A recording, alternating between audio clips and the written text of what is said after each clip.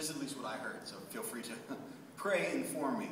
But there's a book called The Compass by Janet Coleman, which charts the beginning of probably the first major American improv team, which then later became the Second City.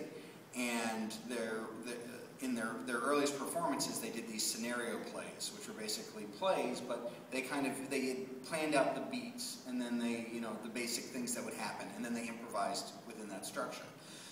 But to create a full evening of comedy, then they would create other games around it, based on the Sohn games, which were...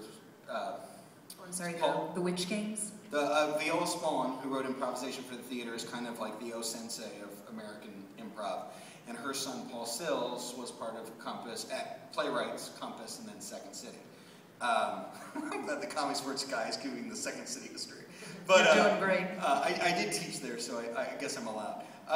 But you can read in that book how there's also basically a rudimentary explanation of the game's story, which later in ComedySportz became conducted story.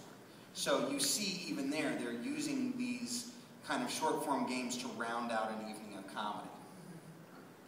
As to the competitive point, one of the things we teach our players is we actually say this is a long-form show, this is a sketch review show, which is basically to say our story of competition is the play, and then these games are our scenes in this play. But we're telling the story of this competition.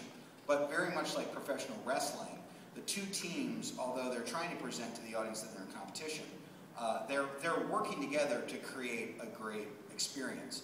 And in fact, part of the ethos of ComedySportz is we play to win, but we don't care if we lose. That's in our song, and we have a song. Can you sing it? No, you'd have to come to the World Comedy Championship here in Chicago, July 18th to 21st. Oh, well, that was a very tiny plug. Please continue.